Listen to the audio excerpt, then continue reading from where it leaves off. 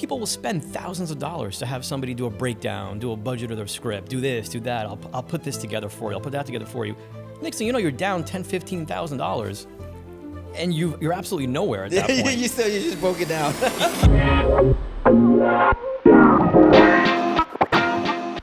What's up, everybody? Welcome to the Khoa Le Show. Today we have James Orfanos. He's a producer and an entrepreneur who I met at the American Film Market. And today we're going to be talking about independent filmmaking and the state of it and everything else. So, James, welcome to the show.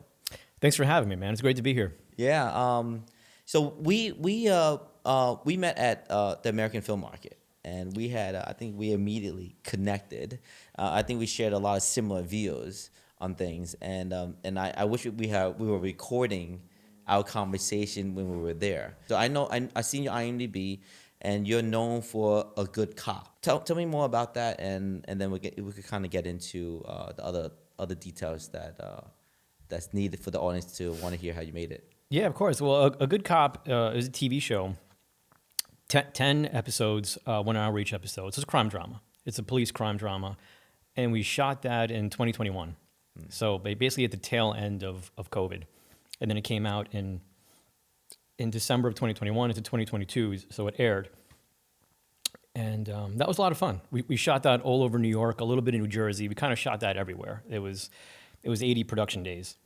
So we shot in every borough, every New York borough except for Staten Island. When did you get into the filmmaking world? So I got into filmmaking. We have another company also. It's a due diligence company. It does investigations and due diligence and all that. And so when we opened up that company in 2013, we got into film very quickly because my brother and I were always involved in entertainment. We did events. We knew a lot of people in entertainment. It was an interest of ours. Okay. Going back for a long time. Yeah. So then we opened up our company. And this is kind of a lesson right here in terms of business where you never know where things are going to end up. The whole plan, the structure of the company was we're going to work with a lot of lawyers, do corporate type work, due diligence. Mm-hmm. And we ended up in film. We ended up working with film studios and was it because you were so bored with the industry that you had to do films too? Compliance. Right. Well, honestly, it all depends on your clients. So that's a good point you raised. It all depends on the clients you have when you're doing the due diligence. But we didn't seek out film. Okay. We didn't seek it out. We were involved in entertainment. And we kind of just... this would be a great story, we should just do something together. Right. We kind of just stumbled into film. And, it's funny because I didn't go to film school. So to me... Me neither. Honestly, we'll get into film school. Yeah. There's pros and not pros. But, I always like books. I always like comics, video games, you name it. Like anything like that, I was really into it. So I loved stories. My brother and I would talk about, we would write short stories. We would come up with ideas for comics and video games, but never to do it professionally. I see. It was the kind of thing where you watch a movie. We were fans of films. Yeah. Never. It was how to make a movie, and it's a different world. Right. And when we got brought in, essentially on the business side first, where we're doing the due diligence, and the way that would work is production companies, which in the beginning weren't even really production companies. It was production companies that are financing companies. They're financing films. So producers pitch these companies. They're trying to decide if they want to invest or not, and we would be hired to do the due diligence on them. You're looking into the producers. You're looking into, are they a litigious group of people? Oh my God! I wish I'd known you 10 years ago. Yeah, so many issues that come up. Is this person? They're asking us, let's say, for the investors would say they're asking us for, they're trying to put a $3, $5, $10 million film together, whatever they're trying to do. Can they manage that kind of money? What's their situation like? So everything from, it's like in business when somebody asks you, where do you live? They're really trying to figure out what's your income bracket, so on the due diligence side, it was who are these people that are pitching us to do this film, and do we think they could finish this film? I see. So we came into it from that side, and then we got involved deeper and deeper into it. We eventually started doing security for sound stages and for different productions, and we would come at it. We offered a lot of services: due diligence, investigative services, security services, and then we would partner with different kinds of companies. So You might need cybersecurity. You might need cameras installed. You might need mag locks on your doors installed. Yeah. We don't do specialized work like cybersecurity or digital forensics. So you start partnering with other companies, and you get a whole operation going. Gotcha. Wow. And then we eventually started working with bigger and bigger studios. So we did that for years, and we were essentially living on film sets because we would get hired, and we're there from development a lot of times, or pre-production, and then depending on what we were doing, we're on set. We're in the production office. So that is your film school. You're learning like crazy what's going on and over there. What's good, what's bad, right? You see a lot of productions that are happening where they went wrong, where things went right, and you'd see some producers who are masters. I mean, some people out there could take we can come up with an idea right now, and they'll turn it into a huge film. Other people are just great salespeople. And the film itself, it'll get made in a very chaotic, haphazard way, but it gets made. And then other people, it'll collapse. Yeah. It'll fall apart for not always mismanagement. And that's where the money comes into it, because you get someone who's never managed $5 million before. Mm-hmm. Now they're running a production. It's more money than they've ever seen sometimes. A film could just mysteriously fail to get made. They got paid. Wow. The movie didn't get made, but they got. So these are like some of the red flags. Yeah, those are big red flags. I mean, let's. So the Good Cop, do you self-finance or do you raise money for that? So a TV show versus a film, whole different thing. Mm-hmm. A Good Cop was, compared to a lot of the shows that are out there, I mean, Game of Thrones and you name it, like those shows are astronomically bigger budgets. But even a relatively low budget TV show is a high budget. You just break up. We had about a 40-person crew times 80 days, not to mention your pre-production, your post. You shot that movie. Oh, you did 10 episodes. It was 10 episodes. Wow. And we shot that quick, like relatively speaking. 80 days. So we were partnered with the network on that one. We pitched the show. Which network? NTD is the name of the network. NTD, okay. And this is an interesting sort of example of how things can work out, because you're out there pitching shows. And we came across a network that just happened to be, perfect time, perfect place. They're a media company, primarily news, but they were looking to get into scripted content. And it kind of worked out. And they were like, look, we don't want to pilot. We want the whole show, we'll distribute it. So a lot of the deal was, it was set up for us already, when it's like, we got distribution already, and it comes with other benefits. Like you can rent equipment, you can rent all these things. So it kind of worked out for us. To do that independently would have been very difficult. Oh, yeah. You got to raise all the money. You're taking a huge risk. Yeah. And unlike a film has got a beginning, middle, and end. Yeah. You've got a completed product. And to be honest, even if you don't have like classic a distribution, if you're a good salesperson, you'll cobble together something, and you can, depending on the budget of the film. you could still bring in something to market, right? And hopefully you stayed on a reasonable budget to get your money back somehow. Right. With a TV show, there's issues of future seasons. That's right. So contractually, you're going to have options for all your actors. Yeah. Where, well, I have an option that I can call if we're going to get a season 2 or a season 3. So if you don't call the option, we had over 300 speaking roles in A Good Cop. Wow. So if we're going to go into a season 2, you can't let all these actors vanish into the wind. You're not going to get a lot of them back. They get busy on other projects. So to do a TV show independently like that, you're taking a massive risk. So unless you have a network or you have some kind of distribution in place, that's right. That's exactly right. It's too much of a gamble. Yeah. Okay, let's go into American film market. For those that they don't know, what AFM is, it's probably the only U.S. B2B market in America, really. Yeah. At the end of the day. And this is where you get to meet your sales agent, your distributors, and other filmmakers like ourselves. I think it's a mix of buyers and sellers, more sellers than buyers, obviously, over there. So what was your take on it, on the AFM? It was my first time being there, by the way. I had a great time at AFM, and yeah, I think AFM is the the biggest market not associated with a film festival, Yes. right? Yes, It's yeah. just a market. Just a market. I had a great time there. It was the first time that AFM was in Las Vegas. Yeah. And, some people took issue with that, but I had a great time there. I mean, we met at AFM, and that was awesome. But what was your thought about the climate of it? Like, where we're at in the indie world. Well, first of all, it's the business side of film. So for anybody out there making films who, if the business side is a little foreign to them, go to AFM. Go to a film market. And they need to, because, these filmmakers are insane that they're just thinking that money is going to come out of trees and it's just going to work. And they say, oh, I'm going to raise $10 million to do something, and then have no clue how the money is even made in films. They have no idea how. And also you get a lot of filmmakers, especially on the indie side, who proudly proclaim, like, oh, I'm not a business person. I don't know anything about business. I said, that's not a good thing, by the way. Yeah, and then you wonder why all these people, like, they hear that and they rush into the business just to take advantage of people, and you get so many filmmakers who they want to get a film made and they're starting to spend money on things. And it's like, you got to raise money. Why are you spending money on it? Because you know what it is? Because they think, because I used to think that way. I know that. They think that when someone has a budget for it, that's the profit. They think that's a profit for them. Yeah.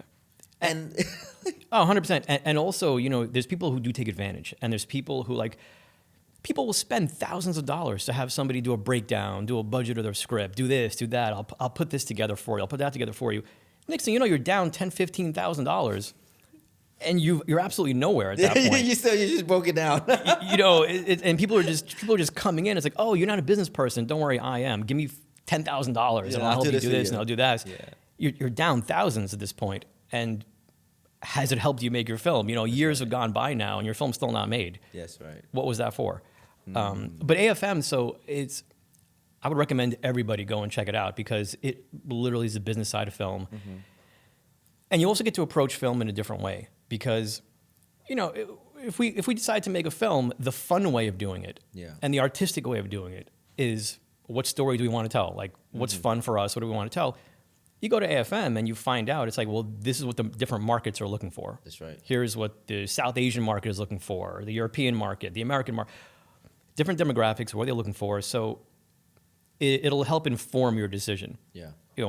Before you even sit down and spend a couple of months writing a story out, where am I trying to get this film seen? Where am I trying to get this? And for people who say, like, oh, I'm not a business person. Okay, if you want to write a story, you want to make a movie, that's an artistic decision. That's right. The moment you say, I want my film to be successful, that is a business decision you're making. That's right. That's right. When you say, I want to cast an A-list actor, that's a business decision. Yeah. Don't trick yourself into thinking it's a creative decision. Out of all the actors on the planet, the only one you want to work with is the famous, successful one. That's a business decision, because it brings so much success to your film. It'll help you get distribution. It'll help you get money. Yeah. It'll raise your status significantly. That's right. All the reasons that A-list actors don't want to work on smaller projects, by the way, because they bring so much to the table, and the balance is off in that situation. But so AFM, you go there and you see the market from the other side. Yeah. And you're sitting down with all different distributors or sales agents, whatever, the whole list of people, right? Buyers, all different kinds of things. And they're not wasting time. Nope. It's like, what are you working on? I'm working on this. Not interested. What else you got? Yeah. Show me your trailer. You're trying to sell a film or you're trying to license a film. They're watching the trailer. It's a minute trailer. 15 seconds into it, they just look away from it. And it's like, well, what else you got, man? Yeah, it's what like, you got, right. Yeah, whatever. I can't. They don't even have to look at 15 seconds. They look at the first 3 seconds. There was one guy that I was talking to, and he goes to me, I don't read past like 4 or 5 pages. He goes, if I'm not interested in the script, I'll stop. So I said to him, I was like, yeah, but what if it's a good movie? What if it gets great? He goes to me, honestly, there's always a great movie. There's always something else in my inbox coming at me. There's always something good being pitched. He was like, so the time I'm going to spend reading all these scripts, I'm going to end up losing down the road. It's the sheer volume. So then you're an independent filmmaker, and that's the biggest challenge you have to overcome. And you go to AFM. How many people were at AFM? I would, maybe 600, something like that? Maybe more? I would say over the 5 days that AFM was there, thousands of people went through it. Oh, really? You think so? I would say thousands of people. Everyone's got multiple films that they're pitching. Everyone, That's right. there's just so much content out there. Right. And, so then you got people that has completed catalogs, like 30 films, and they're relicensing their catalogs and selling constantly, and then they got another 50 projects in development. Those are the people that you're competing against. It's endless, and most of that content, you look at it from the stance of the sales agents and the distributors and people that are licensing films. The volume is so high for them that they're going through. Yeah. And they've heard it a million times. Like, it's like, oh, I have this really cool low budget horror film. Low budget horror makes money. Yeah, low budget horror does make money. But the problem is, go ahead, say it. Everyone has low budget. Like, everybody's bringing it. So there's like a million of them that has the same low budget, and like 80% is like similar concepts to each other. And you don't realize it's similar until you start talking to other people. It's like, that movie sounds like my movie. Like I went down to the coffee shop today and I heard 3 people pitching the same idea. The same movie. Do you guys like have an NDA? That's why people don't like people signing off for NDAs for creative, because a lot of the movies are very similar. The first sign that someone is less experienced in the business is when they want you to sign an NDA before you read. Before anything happens. It's ridiculous. Like, I know. I won't do it. I absolutely won't do it. And first of all, for practical reasons also, like you start signing, you sign 3, 4 NDAs, you can't make anything anymore. Yeah. What's your concept? Yeah. Like, that's so funny. But so AFM, you meet a lot of cool people. You meet a lot of other filmmakers. So there's that. You're meeting other filmmakers. Yep. Collaborate. All kinds of things can happen. You talk shop. And then you are seeing the business side of film. And it does put you in a different mindset of maybe I should work backwards. Maybe first let me see what is moving in the market. What does the audience want? And maybe we can tailor our films toward that. And also, the pitches. Like, you're looking at different people's pitches, and which most of them were terrible. Most of them are terrible. Yeah. Because it's just inexperienced people at the end of the day, and they don't understand it either. Like at AFM, you're gonna learn real quick on what people want. You're gonna learn a lot of the cookie cutter stuff that people want too. Because distributors want to play it safe. So I have a friend named Jeff Deverett. He was on my show, like my recent show, right? And you introduced me to him. Yeah. Right. And he's very popular. Like he has millions of viewership online. That's how we all know him. But he talks about distribution. He's done 9 feature films. He put it into Netflix, and he's done it himself. And he used to be a distributor for like 20 plus years. And so and then the guy comes off very honest to me, and he comes very honest to the indie world too. But he does sub $1 million movies, and he teaches how bad it is, and he knows the market really well. And if you watch his other stuff, it's quite amazing. So he brought me to this into one of the towers, and it was like a bunch of distributors, and he had these students in there, and I tagged along with him because I didn't schedule my meetings with the distributor. I just didn't do it because I went there just to meet with people. But He brought me along, and I said, and I'm sitting down there. He's asking these distributors really to help the students learn something, and the eye opener was one of the distributors goes, "Yeah, we're not looking for something so different. We're looking for girl meets boy, boy meets girl. They get together. There's a little conflict and happy, and then give them a happy ending. And that's what our audiences want." I'm like, and that's all the films? Yeah, for this genre. You're like, so you're not looking for anything different to a little bit just slaying out of that formula? They're not gonna take it. Think about it yourself. It's crazy. If you sign up to go watch, if you buy a ticket to go watch, whatever kind of movie it is, it's almost like a contract. Like know what you want, what you're looking for.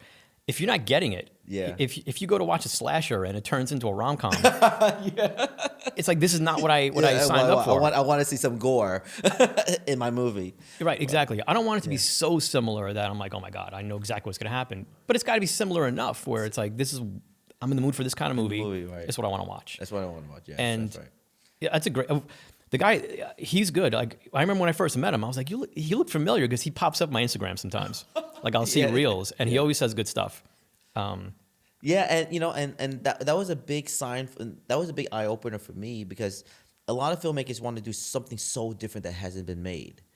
But it's okay to do that, but you have to stay within the lane of who your client is. And people, and then I think filmmakers don't understand who their client is. So yeah, if you're going direct to audience, then your client are your audiences. Right. But then if you're trying to sell your movie and you're trying to have other people sell it, your client is really your sales agents, right? And the sales agents are the one that's trying to sell to the distributors, and which is a little bit of a fine line because distributors and sales agents are kind of like mixed between things, right? Yeah, and you made a great point in terms of looking at it as who's your client. Yeah. And there was a book I read, Stephen King, on writing. It's like his autobiography. Really cool book. Whether you're a fan of his or not, like the book on writing is pretty cool. It's his story and how he became a writer. And one of the things he explains is short story writers, which is where he was getting his start. They would write to the audience, but to get to the audience, you had to go through the magazine publishers that would publish like short horror stories. Yep. So then the writers started to write for the editors, because if the editor doesn't like your story, it'll never get a chance to be read by the audience. Yeah, that's right. And now writers are starting to custom tailor their movies for the editors, and what the editors want might not necessarily be what the audience wants, but the audience has no choice. They're going to read whatever they have access to, and this is. Today things are different thanks to the internet. But even today, a lot of people will make movies for festivals. And it's like, well, what does a festival want? What are the prior winners? That's exactly right. Yeah. Right. What does well in the festival? Well, what does well in festivals and what wins awards, what gets celebrated, might not always be what would be commercially successful. Yeah. But that's the problem. And that's the reason why we see on Netflix and other platforms where people are complaining about the same stories, nothing being different. Nobody's taking a big risk anymore. And well, the issue is because the audience it's the audience's fault because this is what they're demanding. But we hear with it internally. It says, "Oh God, I don't want to watch it anymore." It says, so I'm wondering. It's like Netflix got all the money in the world. They understand that. These distributors, they understand that. But when they present something that's so different, no one wants to buy it. No one wants to watch it. It's a tricky situation. It's a conundrum. It's a conundrum, right? And so we as filmmakers, we want to be able to raise money and then say, oh, I've seen this before. Yeah. And that's what we call them comps, comparables, right? Well, you're 100% right. It's because nothing's a guarantee. So you're going to make a film and you can have a great business plan, you can have a great marketing plan, which most people don't even have that, right? Yeah. Even if you have all that, I mean, look at Hollywood. Hollywood will have all that. And a lot of their movies will still bomb. Yeah. The market is somewhat fickle. And the moment you think you have a formula and it's working for sometimes years, then all of a sudden it stops working. Yeah. Well, let's talk about AI. I think AI has completely changed the whole filmmaking landscape. And I am sure that 99% of filmmakers are using some sort of AI somewhere, whether it's a little assistant somewhere, but they're using AI in a search, researching something, right? Everybody's using it. I mean, we shot a film, super low budget, and we used AI in the film. Like, we had to put a sign up on a building, and you don't want to hire VFX, just circle it, just change the name. We did it with AI. I mean, and you can't tell. For small things. Every writer I know, even the ones who they're using AI, even the ones who don't like AI, they'll still run things through AI just to see what it'll come up with. Yep. Just to see what Yeah, and that's a big contradiction, right? The writer's strike and everything else, right? But it's AI is a great thing, and like it's a bad thing for people that does it for a living, and I get that, but it's but then they will complain about it if it doesn't hurt them. You know what I'm saying? And well, it doesn't work the other way around. It's disrupting everybody. So you might as well embrace it. ChatGPT is so smart right now that it could do reasoning. Okay? Yeah. It has reasoning capabilities. And wait until a few more months when O3 comes out. O1 Pro, completely off the charts. So what we're doing right now, we're doing and we're using AI. We're a heavy AI company here. Right. As a media company, we do a lot of AI stuff, and we're in development of like 20 to 25 projects, and then we could get them out there month to month, by the end of the year, we're gonna have 100 fully finished casted projects, like wish list projects out there, from ranging any budgets from like $500,000 to maybe a $10 million project or something like that. And then we're gonna go right into the market and say, okay, these are the genres that we like. These are the people that we think is gonna work. And now this company called like Largo.ai, amazing, because it's not like an app where you just pop it in. No, they have a whole entire back-end system where they are advising filmmakers of, well, this is the comp. This is very comparable to what what a sales agent would actually pitch to their own clients too, and you could flip cast and you create different valuation, and it's just a game changer, because now you don't have to go into a market to figure this out and spend years on it. You could actually come out of school, start using these AI platforms, because knowledge is really valueless now. I mean, there's no real value to knowledge besides understanding how to use AI nowadays. I think, when you go into business and making a film, each film is its own business, right? Time is super valuable. So you're 100% correct. AI is not going away. It's getting more advanced. You don't have the luxury of not liking it, or even it's a tool that comes out, and it's your responsibility to just know how to use it, because that's where the future is going. And yeah, if you could save time, anything that'll save you time you should prioritize. Anything that'll help you cut down. And then in terms of people losing their jobs, let's say, which is, jobs are going to transform like any new technology that comes out.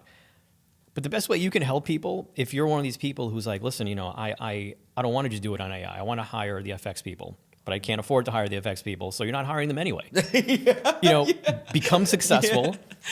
And when your projects get bigger and bigger, then you're helping people. You can hire bigger crews and bigger post teams, and you can do all these things. But first, you got to overcome that initial hurdle. Yeah, you make a good point, because when writers complain about AI and it's going to hurt their jobs, the people that's using AI couldn't afford them anyways. You're gonna charge this producer that $80,000 when they have a $400,000 budget to make a movie, and you're gonna charge them a quarter of the budget already before the movie even started. It makes no sense. So of course they're gonna use AI against you. Yeah, and AI, there's gonna be a whole genre of AI written films, AI written, produced, acted. That's going to be its own thing. Yep. Human writers will always have their place, and I always think they're always going to be the number one spot. I totally agree on that. And actors, same thing. Like, AI is getting good enough. We all see it. Pretty soon, you won't be able to tell a difference really between a human actor and an AI actor. No, you can't. And it's gotten to the point where it's like, literally, I mean, you're putting up the concept. I don't think it's ready for, like, spit out me a 120-page script and then make it. It will. Give it another year. It will spit it out, and it's going to be better than a regular writer, than a human writer. That's going to be a new genre of film. Like, AI conceptualized, AI written, AI acted, but people are always going to want human writers also. And they're always going to want human actors, because acting, it's sometimes, there's the performance, and AI, no matter how advanced it is, at least now, right, it's going to simulate human emotion. You can have the actor crying and doing all these things. It's simulating it versus an actual human. And there's also everything outside of, an actor, their careers are not just what they're doing when they're playing in film. It's also how they are in interviews, how they are with their fans, fan interaction, all these things. AI, unless you're talking about like robots, won't be duplicating that anytime soon. So, and you know what? I think operational work is. I think that's a tough job. If you're trying to get into that, like if you're an assistant writer, that's a tough job to get into. Oh yeah, right. Your job is gone. But I would say but if you're sitting there, we as filmmakers, AI is a great thing because you save a lot of money. You're able to have an assistant that's gonna be your backbone. Like, you could be on set and say, I don't know how to write this dialogue, and it would give me 20 options of the dialogue, and then you can make a decision what you're gonna do. A script is only a blueprint. It's not like it's a, And here's the thing about scripting, and this is maybe the whole different conversation, but I don't like scripts that are so descriptive where it doesn't meet the budget. Like, you could write this. yeah, this is a great script, but we don't have the budget to build that set. So write something different. And then Right. so me as like from a director and a producer, I'm like, sometimes I don't like to read. I just like to read the intentions of the description, and I ignore everything else because I have to know what's available when we're producing it. I agree with that. I do the same thing. Ideally, even if I know I'm going to read a script, I do like to read the concept first. That's I do right. like to read the synopsis first. Yeah. This is why I know what I'm getting into. Otherwise, I have to read it. Then I'm going to go back a second time and read it. Now that I've read the script, now I also got it from a practice. Because the first time I read it, I'm looking at it story-wise. I'm gonna show you. I'm not gonna show on this podcast, but when we get off this podcast, I'm gonna show you how. And I'll show the audience soon. I don't think the audience is ready for it, but I'm gonna show you how we put a pitch deck together, and I would say it's the way we condense is really good from a story breakdowns and stuff, and then we're gonna show you how we built out the business plan around it. And the business plan is the hardest part, but now with like Largo and ChatGPT, it's actually, and by the way, AI is I would say it's 100% pre-trained of the word information.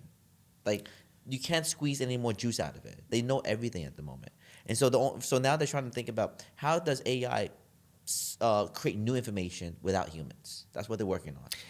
Well, yeah, with AI, that's a challenge, right? Because you don't want AI learning off AI-generated content. That's exactly right. Because Right. you're in this hamster wheel. So now that's the big talk at the moment. That's why they're trying to get to this place of that AI is kind of come up with its own new theories, new, I don't know how they're going to do it. But that's, first of all, that's scary as shit. But, but it's also exciting at the same time.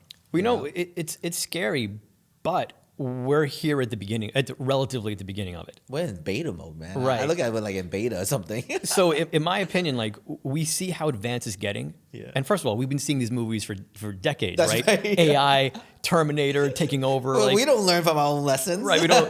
But we're there at the beginning. So in my opinion, there's no excuse for falling too far behind. Like That's right. even if you don't like AI, it doesn't matter. Like this is the new technology coming out, and even if you don't like it, you're going to be beaten competitively by people that are incorporating it into their work. So now that it's there, that it's sort of at the beginning, learn how to use it or partner with people who know how to use right. it. And that's one of the things that you learn where you can't be an expert at everything, but Yeah. how do you build your team? How do you put that together? But AI, it's a tool. It's a tool like any. I mean, most people don't shoot on film anymore, right? Actual film, like Yeah. things are different than they used to be. AI is the new thing. You got to incorporate it. Not that you have to rely on it, especially on the writing side. Like I think visually, we all see the writing on the wall. Visually, it's going to be more and more AI. It's saving you a fortune on your production. And you know what? It's I hate to say it, it is a volume game, man. This is a volume industry. I would say it is. You got to do both. You got to be super high quality and super high volume, and you got to be savvy with those both approaches, and you got to include business together. So I mean, I want to talk about, and this is the number one topic for every filmmaker, is film financing. And we had an extensive talk about that. I mean, where are you at with film financing? Are you financing other people's films, only yourself, and then talk about if you don't, how do you go about approaching other people to finance your films? So the financing side, which I think is everybody's biggest challenge, right? Like, I don't care. You read about the biggest names, like legendary people, and you start reading how their films got put together. It's like they sometimes spend years cobbling together finance or getting certain things polished off on their film. Yep. And for indie filmmakers, that's the biggest challenge. Making the movie, Easiest part. it's the easiest fun part. Like, it's the playground. It's the easiest part. it's Yep. the fun part. You're going to have challenges, but the challenges are the kind of challenges you want. Like, that's the fun part. You're solving them. The not fun part is having to raise the money for it. Yeah. And then, by the way, having to raise the money and having to deliver your film has to become successful. If you made 3 movies and you raised money successfully for them and they all lost money, you're going to very quickly run into a place where you can no longer raise money. That's right. Because everyone's going to be like, well, how did your last movie do? Yeah. How'd the movie before that do? Yeah. It's like a bad franchisee. They had failed locations, and now you can't. Nobody's gonna want to buy your franchise. Exactly. So if you're raising money, you do have Now, professional investors do understand that film is risky. They understand that not all films make their money, but you have to have a strong plan in place. That's right. And there are ways, you know, everybody knows, right? You have your tax incentives, you have different kind of incentives you can use to try and hedge your risk. And there's different things you could do, like what's your backup plan in case you don't get that huge distribution deal. Like there's all different kinds of things. And you have a strong business plan and a marketing plan, which I think most people, everybody says marketing is important. Everybody knows it, and then nobody puts any effort into it. You know, which is, you can have the most successful, you can have the best film in the world. But nobody knows about it. No one's going to watch it. Yeah, no one's going to watch it. And then it sits on a shelf. And then one day it becomes like outdated. That's right. Not that, you know, a good film will always be around, but you know what I mean? If you're not marketing it. And the person that gets screwed the most is the investors. So, and that's the first part about financing films, because filmmakers will very often, and they don't do this on purpose, they take a me-centered approach. So they'll walk into an investor's office and they're going to pitch it. And the attitude they're bringing with them is, can you finance my film? Yeah. Nobody cares about you. Like to put it coldly, to put it in a very cold way. Nobody says, "Wow, I made all this money in my life, so I could finance your films." That's why I did all this. Nobody does it for that reason. And the investor is not going to go around saying, you know, "Wow, you know, I'm so happy that I invested in John Smith's film." Look at the actors. Like, let's switch gears a second. Actors don't go around saying, "Yeah, you know, I made John Smith's film. It's his film." They don't tell their friends, come watch John Smith's film. Right. They say, come watch my film. That's right. I played in it. The investors are going to say, that's my movie that I invested in. You know, I backed it, I whatever I did. So the first thing, so a filmmaker will go in there and they have the attitude of, help me make my movie. Nobody wants to help you make your movie. Yes, right. So what are they getting out of it? That has to be a big part of your pitch. What are they getting out of it? What's the plan to make money? And there's also a little bit more to it than that. It's, investors want to make money. Where are they coming at it from? Who's the investor? Like, are these professional film investors and this is what they do? They're putting funds together or whatever. Or is this somebody who has a lot of money? You know, a professional in some other field, and they're investors. And it could be in multiple things. Film is one of them. Maybe they always thought film is cool. By the way, a lot of filmmakers also take the attitude of, well, you know, film is so cool. These people want to get involved in film. Yeah, film is cool. That's not enough to make somebody invest. Not put a seven-figure number into it either. And also, people with money, they have options. Yeah. If they want to get involved in film, they can get involved in film. There's all kinds of things. And you know, there's investors. I was in Puerto Rico, right? And there are investors that said, do not make money from this film. I don't want, because it's tax.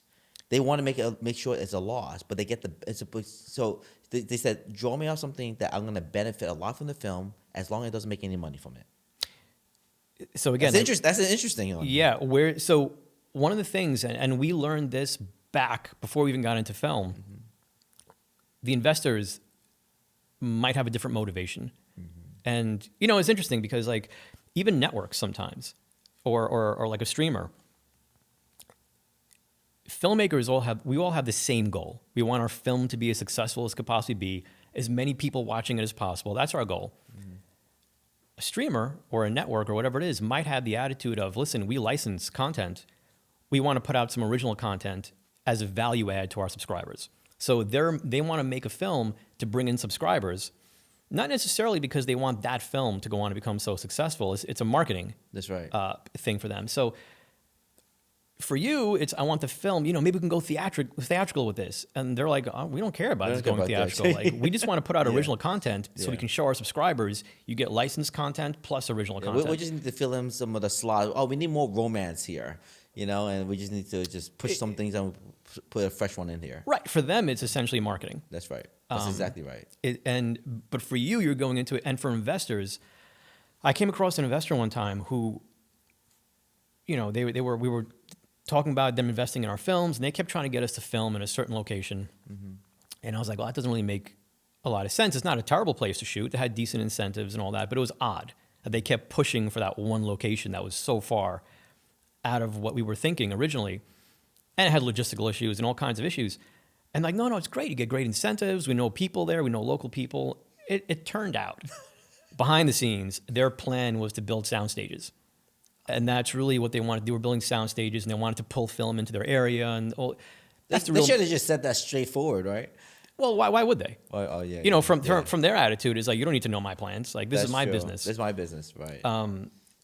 But it was a sort of snag in the negotiation because it's like, well, I don't really want to shoot there necessarily. Like, Yeah. give me a reason why we're going to shoot there, because it's not making any sense. The incentives are good, but the incentives are just as good where I want to shoot. And I am more familiar with the crew, more familiar with the people here. So you never know what their motivation is when you go into it. And, you know, you mentioned pitch decks. So many people, a pitch deck is essentially a lookbook. That's right. With a couple of slides of financial information on it, a couple of slides of comps. And it's like, you know how many times I've seen pitch decks with like Little Miss Sunshine as a comp, you know, paranormal, like, oh, it's the same movies over and over again. You know, Blair Witch Project. It's like, these were shot for so little and they made so much. Like, you're picking the unicorns that happened to blow up in such a huge way. Like, that's not a great thing to gamble on. That's right. And so basically, essentially, these filmmakers really got to understand what these investors want. You have to go in there with the mindset of how investing into you is going to benefit them. Whether it's an ROI, whether it's an impact, whether it's a tax deduction that they're trying to do, whether it could be a commercial or something like that. Right? Yeah, there's the financial side, but here's also the interesting thing. Before you even get to the financials, before the investor is even going to think about, like, okay, practically how much money is this going to cost and how much money do I have to invest, before you even get into that, the first thing they're evaluating is you. And this is actually, I think, funny. This is an important point. And we saw this in the due diligence side. We saw this when we were running our other businesses, and we see it now when we go and we pitch, or even when people are pitching us and we're trying to decide who to partner up with. The first thing the investor is going to look at is the person. Yeah. You can have a great film. Who cares if it falls apart? That's right. In the middle of production, or if it runs out of money in post-production. They look at you as the risk. You're the risk. Yeah, you're the risk. Initially. And that is a very important point. And because the investor, how much are you asking for? Yeah. How much are you trying to raise? Mm-hmm. And does this, you know, I think a huge part of business, a huge part of negotiations, a huge part of whatever, is being able to put yourself in the other person's shoes. Mm-hmm. And for filmmakers who tend to be, you know, empathetic, who tend to have, you know, their emotional intelligence should be fairly high. You put yourself in the other person's shoes. Would you invest in yourself? Yeah, that's exactly right. I say that all the time right. too. Right. It's a serious question. Like, would you invest? So you get somebody coming in. And the answer, what they say, yes. I'm like this. Okay, so but then you break it down. It's like, how much money are you asking for? That's right. Have you ever in your life managed that kind of money? That's right. If the answer is no, you're already sort of behind. And does this investor trust that you can actually manage a project of this size? So your project management skills, how are those? Conflict resolution. Like I'll say, I always tell people, the first thing is your team. What is the team that you are presenting to, let's say, the investors? And, you know, inevitably you're gonna have disagreements. What's your conflict resolution? Like, do you know each other? Or did you just meet a couple of months ago? And not even a couple of weeks ago, you signed some contract, and now who knows if there's gonna be a falling out? Who knows if there's gonna be risks you're always taking? That's right. But are you a proven team? Have you done things before? Are you actually close? Well, that's an interesting thing that you talk about, because they're gonna. It's like getting out of school and they don't have a resume, and these jobs are saying I need someone with 3 to 5 year experience, and nobody's giving them experience. So how do they go about that? You know, like, okay, you know, it's like, well, I never raised any money. I don't know how to manage this money, and nobody's gonna give me a shot for me to raise. So where do I start? So the answer might have to be that you start small, right? The answer might have to be that start with maybe some of your own money and, you know, grow it slowly. It could be your own money. It could be, you know, mom, dad, money. But the thing is, friends. A lot of filmmakers do understand. Like they do start with shorts, and a lot of them do start with smaller content. And then the question becomes, okay, I've done a couple of shorts. How do I break out into bigger projects? And so a lot of the issue could be your stories. Yeah. And honestly could be, because but here's the thing about shorts. I have a problem with shorts. So the problem with shorts is that it does not give you it's a way of doing creative stuff, right? Right. And can you tell a story? Great. That's what and that's maybe a certain little demographic who you're pitching to, right? And that's asking for some money, right? Right. But that does not give you the picture of how you're gonna make money because it's short. It's just there's no financial strategy for a short because there's no market for that. And so they're dead in the water regardless because for a feature, it's not going to help them how to manage even $500,000 budget and then how to bring it to a distribution, how you bring a sales agent in, and how do you attach people in like maybe if they don't know much about business, then you attach someone that knows about business. That's the thing. So where are you in your life, right? Yeah. Like, we came into film and we had other businesses. We had another business. And the business did well for us and it continues to do well for us.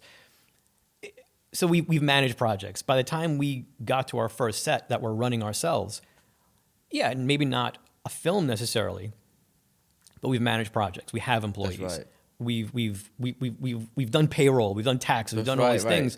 We've had employees who have issues. We've had people not show up for the day of work they're supposed to be there. You have all these things. So we've already done all that. And, so much of a business is the same, and film is a business. I mean, you're going to start an LLC or whatever you're going to start for a film, and you're going to run it, and it has its payroll. And when people think about business, they're always thinking about, like, when Filmmaker says, I'm not the business guy, usually they're talking about, like, the administrative side. I don't do taxes, I don't do payroll. That's the administrative side of film, of any business that nobody likes to do. Yeah. Nobody enjoys doing it. Yeah. The actual business side of film, the other part I should say is it's the human side. It is the negotiations, which is also a skill unto itself. Yep. It's putting the team together. It's project management, deciding what film you're going to make. Casting very often is a business decision. There's a lot that goes into it. But yeah, it's when you're trying to raise money for a film, AFM. I saw people that are trying to raise like $4, $5, $6 million for a film. 10 million film. 10 million. And I'm looking, I'm like, okay, like look at this from a practical standpoint. And you've never made a film. That's right. Anywhere near this scope. No. Some people I came across had never made a film at all. And they're trying to raise millions of dollars. That's right. And that's a tough sell. I mean, it's a very difficult, next to impossible sell. Where you're going to try and go out there and convince people they're not banking on anything. Yeah.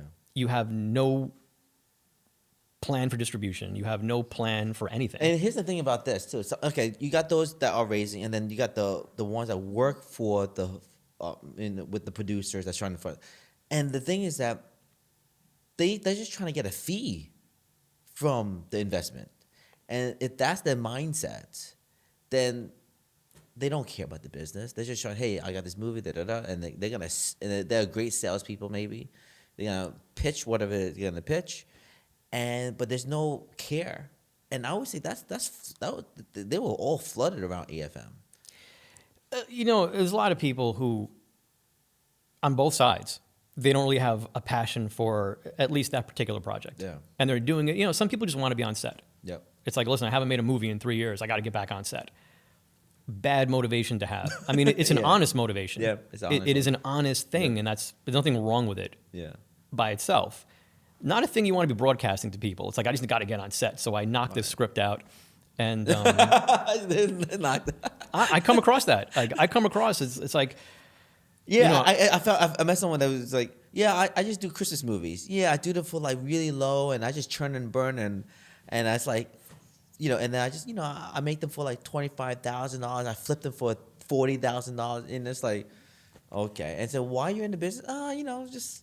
I shoot them for 7 days, and like why are you in the film business? Why you flooding the market like this? And you're right. There's it's I just like to do that, and it's like, and those are those type of people.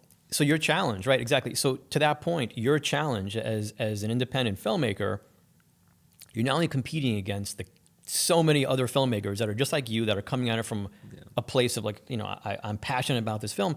You're coming across people like that who, maybe they're successful, maybe they aren't, but they're putting out so much volume. Yes, right. And you're sitting there spending years trying to raise X amount of money. That's right. Maybe if you're having a hard time raising $5 million, try and do something where you have to raise $500,000. That's right. Or $100,000.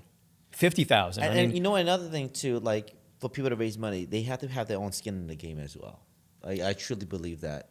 Like, you know, how much money are you putting in for yourself? Okay, you work a 9 to 5 job, you make $100K a year or $50K a year. Are you putting a certain percentage of your income into it so you could risk something?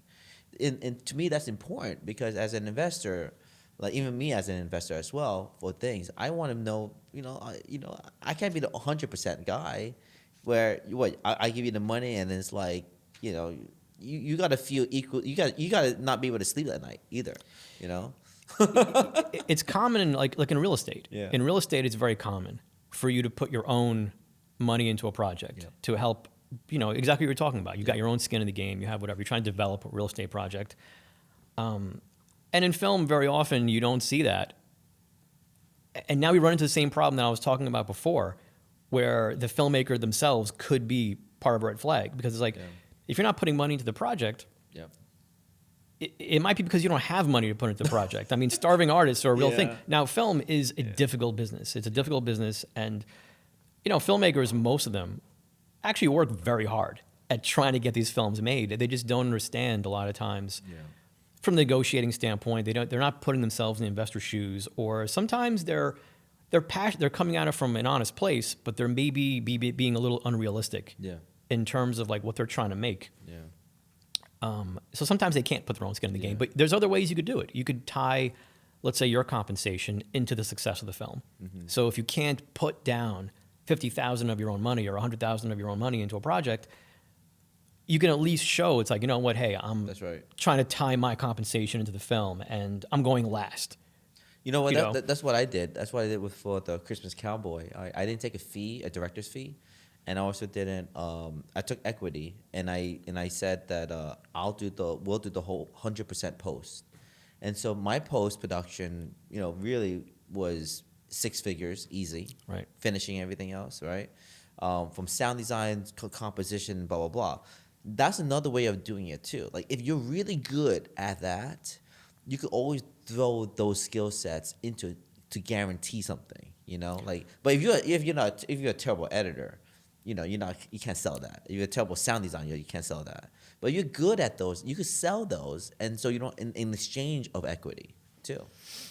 Exactly. And being able to manage the project itself. I mean, there are practical things where you're bringing on crew. Are you being responsible in terms of how much crew you bring on? It's very easy, I think, sometimes for a lot of people. I notice a lot of the less experienced people, they'll sometimes bring on too much crew when they get money. And there's different reasons for that, all different kinds of reasons. So being able to manage the actual project, and that's the thing. So if you're asking for $500,000, which is actually, in today's market, it's a decent amount at any time. I mean, go out there and that is a decent. Ask somebody for $1 in the street. It's hard to get it. Like you're trying to raise $500,000 to make a film. First of all, you can make a respectable film, very respectable film for $500,000. Like, you can make a great movie for that much money. And in the market too, it's the distributor would say, if you want to be safe with your money, make it for under $200,000. Because they can't get because they don't guarantee you could even make that money back for the next 5 to 7 years. Just letting people know that it's like, look, you've seen all the media or reports saying that people make their money back and more, and like they 100x'd it. Those are unicorns in my opinion, man. You got to look at real practically what the market looks like. If you made a movie for $200,000-$300,000 and you got no marketing budget to it, maybe in the next 5 years, if you worked hard on it, you could actually make that money back. Right. And which is a tough business, man. It's a very difficult business. And, you also have to look at yourself because in any business, film included, you're going to find people who became successful using all different kinds of methods. Some people are super organized and other people are just as successful and they're chaotic. And some people, they wake up every day at 5 a.m., they're at the gym, they're disciplined. Other people roll out of bed whenever, and you're going to find people that are successful using all different methods and lifestyles. You can't really copy. You can look for inspiration. You can look to fill in gaps. And it's like, oh, you know what? That's a good idea. I want to incorporate that. But you're not just going to be able to copy somebody else because there's just different things. Like someone's going to invest in a film. In terms of investing in the people, it's all different kinds of things. Different people have different skill sets. So you have to understand what are you good at? Yeah. Are you good at negotiating?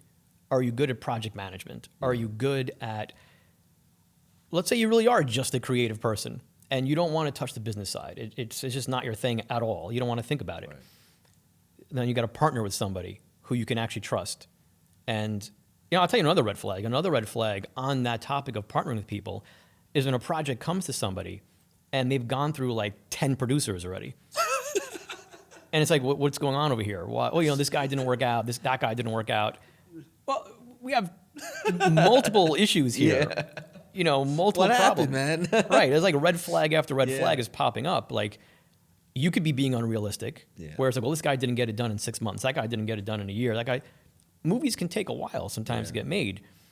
The issue could be them, but then that means you're picking bad partners. That's right. So if you're picking bad partners, that's a red flag.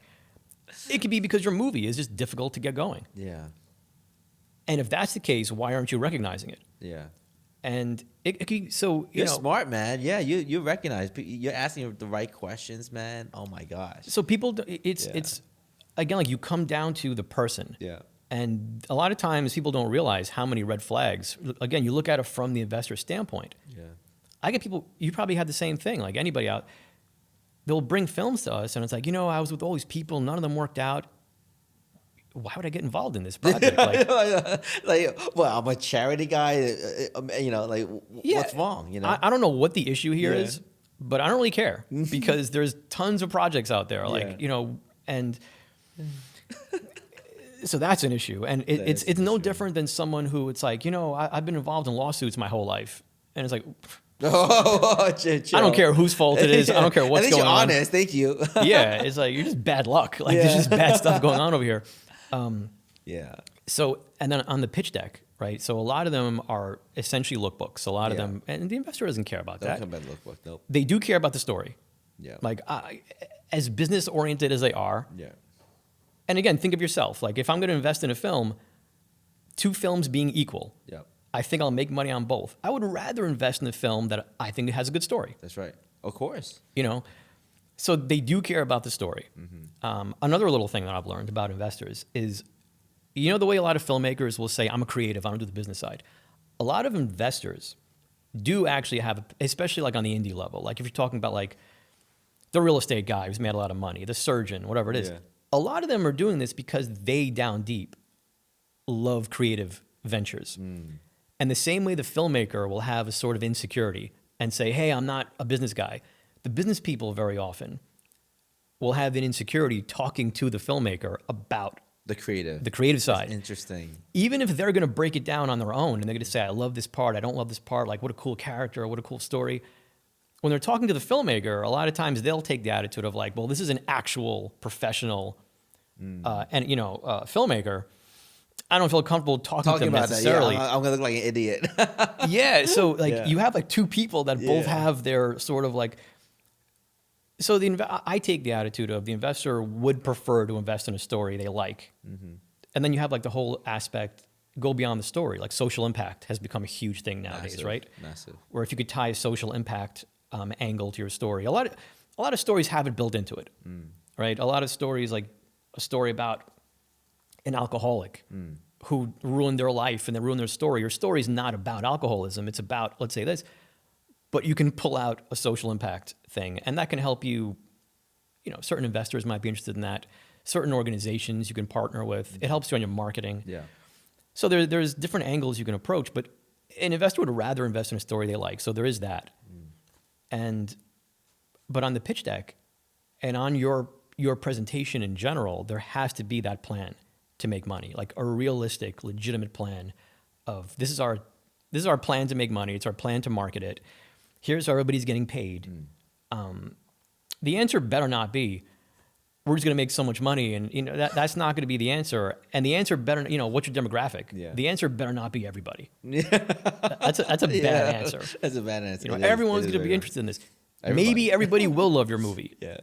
But it's a bad pitch. Yeah, it is. You got to break it down. Who's your primary demographic or secondary demographic? Like, what's your plan B? What's plan A, B, and C? How you go about it. Yeah, I mean it's a lot of hard work and it's you have to build that experience up. So James, Tell me what project you're working on at the moment. So we do it in like yearly slates. So right now we've got a couple of projects we're working on. Black Sunday is one of them. So the other day when you had texted me, I was at the 20-year memorial mass.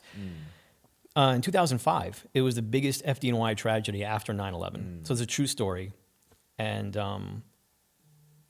there was 2 fires that broke out. One was in the Bronx, one was in Brooklyn. In the Bronx fire, firemen had to jump out of a 4th-story window. And that day, like, everything that could have gone wrong went wrong. The building itself had issues. It had been illegally renovated. They didn't have the right blueprints. There was communication issues. There was so many things that went wrong that day. Yeah. And it's the name of the day is Black Sunday. So if you like Google Black Sunday FDNY, it'll come up. And it's still taught at fire academies today. Wow. And the daughter of one of the firemen who died that day, Catriona Bellu, works with us. Yeah. She's in our company, and she did our last couple of films with us. So she wrote the screenplay, Black Sunday. And it's about the fire itself. It's the aftermath the families had to deal with. And it ended up in a huge lawsuit because the city had also taken away equipment that the firemen needed. It's a whole thing. So Black Sunday we're working on. We're working on... And it's a movie. It's not a documentary. That's a feature film. It's a feature. Yeah, that's a feature film. And then have you... where are you at on fundraising it? So right now we're putting everything together. Oh, okay, still putting... So for a movie like that, that does tilt higher budget. Okay. So it tilts higher budget because we have fire that we're going to do practical. We need the fire rigs, the trucks. There's a lot of things that are in there that make it a bit more expensive. We also have in our budget money for different types of actors that we're going to bring on. So right now it's putting everything together, partnering with associations, first responder associations, let's say. So one of the things that we do, depending on the budget of your film, is you start to raise as much support as you can. So you do go to investors, or just for the film, for the success of the film itself, you want to raise you want to do as much work as you can. And when you bring it to the investors and they say, what's your plan to make money? There's not only a plan to make money, but it's like, by the way, we have support. We have all the support behind us. So there's a lot of the back end work that goes into it. Yeah. And then we're working on a film that takes place in the 1960s. It's about postpartum depression and how it was dealt with back then. And there's a little bit of a fantastical element to it, where this woman comes up to help this young mother who's suffering from postpartum, and she's got very bad intentions. She's the villain, but the mother doesn't realize that, and she's promising to solve this young mother's problems. Where it's like, don't worry, I'll take care of your kid, and so it has a little bit of a fairy tale-esque feel to it. It's a drama, and then we're doing another TV show. Another one. Wow. We're doing a TV show. So you got 3 projects running at the same time. We're developing a couple. We have a TV show that's about a model who comes to New York. This is more, it'll be a fun show.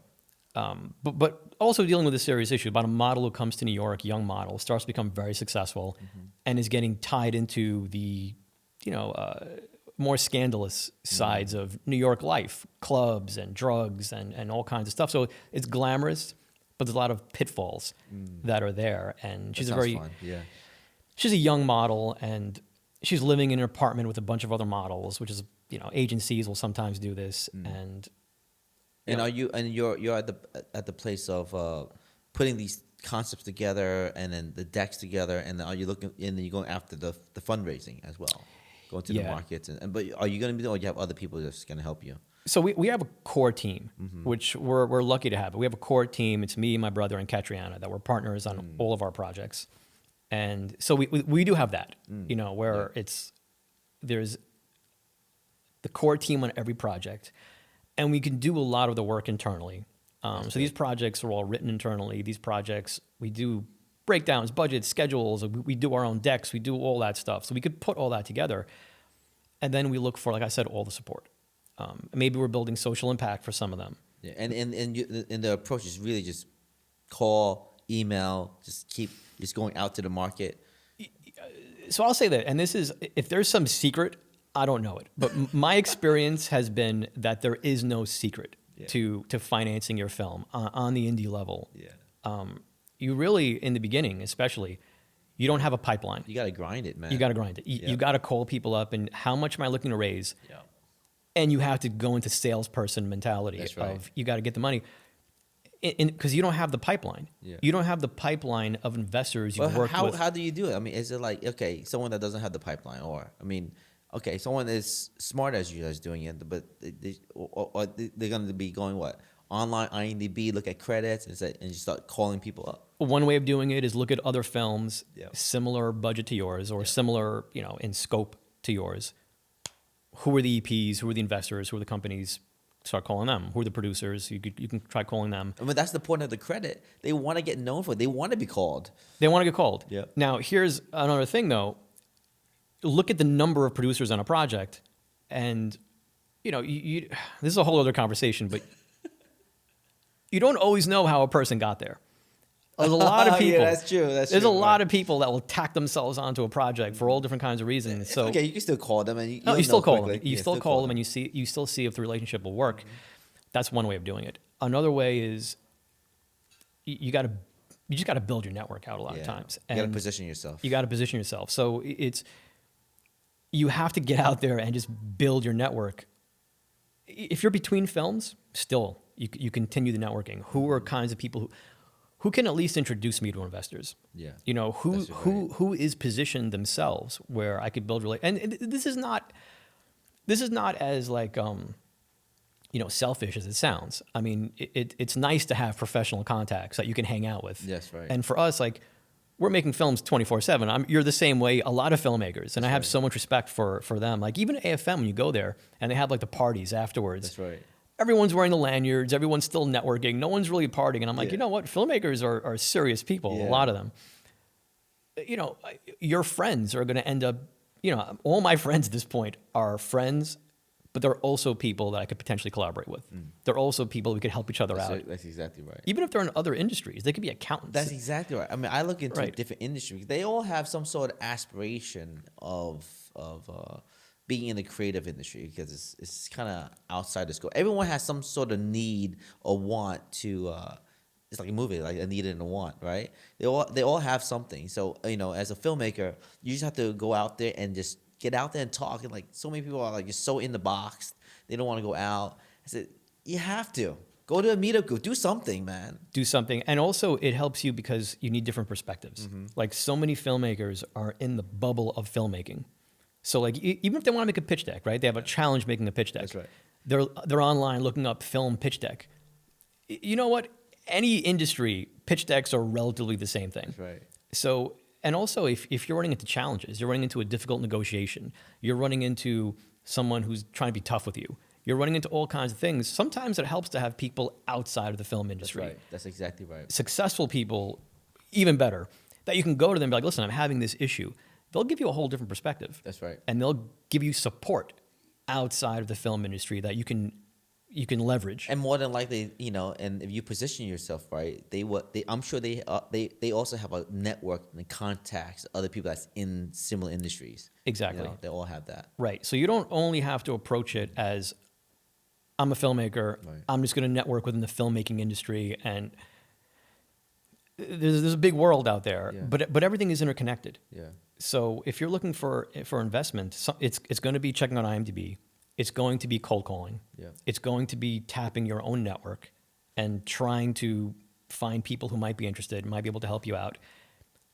Look for any kind of social impact you can leverage. Look for any kind of like who might be interested in your film. Like who might be like, my background is Greek. I was born here. So when we were doing a Good Cop, for example, we needed I remember we needed a warehouse. Mm. Difficult to get a warehouse. Where we had to do a whole shootout scene in the warehouse. We needed a big warehouse. The challenge with warehouses is they're operational warehouses. It was difficult. Yeah, you got to disrupt their operations. Disrupt their operations, very expensive. So I'm like, you know what? Let me go to the Greek community. Let me see if they could help me. We did end up getting help from there. But you're looking for like support for your film. Yeah, right. Tap. What communities are you part of? What communities are you close to? It doesn't have to be just like, a cultural thing. Yeah. It could be if the film is promoting, I don't know, law, Let's say, you know, it's a film about a lawyer. Maybe lawyers will be interested in supporting the film. They'll invite you to legal events. They'll invite you to panel discussions where you can meet key people. Key people, yep. Where can I gain support from? Who would be interested in watching this film? Yeah. If you made a movie about filmmakers, every filmmaker is going to go watch that film because it's about filmmakers. Yeah. Guess what? That's true of every job. Like, you can make a movie about dentists, and dentists will go check it out. They'll be like, "What is this movie about a dentist?" Right. Like, that's exactly right. So, who would be interested in your film? Start there, and maybe they'd help support your film. That's great advice. But there's no secret. Like, and I think a lot of people, they get discouraged because when they're raising financing could take years. Sometimes it's very difficult. Sometimes you got a bigger budget movie that'll get done before a lower budget movie. You can't figure out why.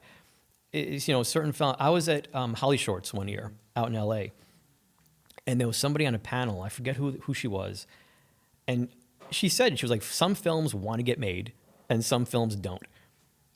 You can have a film that has everything going for it, top talent attached, a big director, all these things, and it just is not getting made. Other films seem so difficult to get made.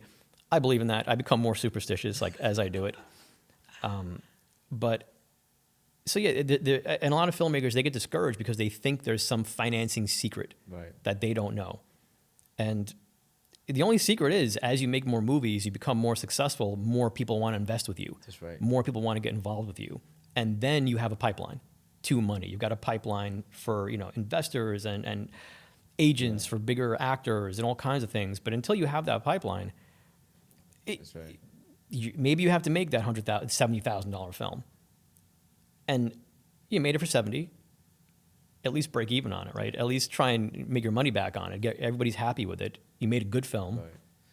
A lot of investors are also going to check out your past work. That's right. So if you've got nothing else, I spoke with an investor very recently who told me he was pitched a film. He turned it down primarily because he looked at that person's prior work and he didn't think it was high quality. Yeah, I mean, that's part of positioning. Right? It's all about positioning. So to cap this thing off, what is your goal? I'm going to talk selfishly here for you. What is your goal? What you're looking to achieve? Short, long term. You know, those that are. I'm sure there's going to be. I could see. You should do more podcasts, by the way. I think you're going to have you're dropping a lot of knowledge here, and I think the audience is going to learn a lot about you. Right. And I think you know, who knows, one of your clips will go viral, and then you'll be. You know, right. Maybe, I don't know. You know what I'm saying? So I would say, what is your goal? And so, you know, it's important for that because I think that, you know, anyone that's giving something to the audience, you also have to be, you know, you need to be able to get something in return too. I mean, the simplest way of putting it is just to make more movies, bigger movies, just to get out there and be successful. And I look at getting into film in one of two ways. There are some people that get into film because they're cinephiles. They're fans of the directors and who back from like when they were kids, like who's a director, who made it, how was the movie made. I loved films and books and stories from when I was a kid, and we used to get together after every movie we went to, me and my brother, my friends, and we would talk about it for hours. We never talked about who the director was. I always looked at it from just story.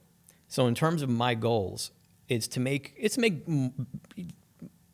films that people will enjoy, and that's my goal. I love when I watch a film and I'm like, wow, from a world building standpoint, this is just a cool world. Even if it takes place in modern day, a good quality story, it exists in its own world. So you kind of get lost in it and it's like, that's a pretty cool story. Like it sticks with you. Yeah. That's my goal, to make stories that stick with people, that are obviously entertaining and fun to watch, that can inspire people. I was inspired, and I still am, by great stories. No matter what the medium, books, video games. Some video games become so cinematic now that it's like. So that's the goal, really, is just to create the best stories we can, and yeah, it's a good feeling to make a movie that people are watching. Absolutely. Right? I'm you know, I'm the same way. I have the same goals as you, man. So I totally get it. And you know. Everybody knows the experience of having a movie you love, you've watched it 15 times. Yeah. Then you watch it with someone else, and it's their first time, and you feel like it's your first time. That's right. Watching a film, and you get that experience at festivals, you get that experience at screenings. You're watching with an audience. You're watching it all over again. It's just an awesome experience. You know, I always say it's another way of getting your message and it's written on stone, and it would if it's great, it will last forever. I'll tell you one more thing. Well, interesting. I like to put personal, like, locations and things into the films we work on, and I look at it almost like you're memorializing. Yeah, yes, right. Now you could take Memorializing, that's a good pictures. word, yeah. You could take pictures and videos of the real life, let's say, house. But for some reason, maybe it's because I just love making films. Putting it in a film to me is more of like I don't know. It's more of a permanent thing. Yes, It's a more special thing to look back and like, that's, you know, this location that's personal to me, versus like, here's a picture of it. That's right. So you know, people have different motivations for making films. For me and for our goals, it really is just make great stories, and I want successful films. Yeah, You that's know, awesome. And okay, so James, it was a pleasure. Oh, thank you for having me, man. And your studio, by the way, is awesome. Thank you, man. James Orfanos, right? Orfanos, yep. James Orfanos, everybody. Check him out. All the description is going to be in the YouTube link. Follow us.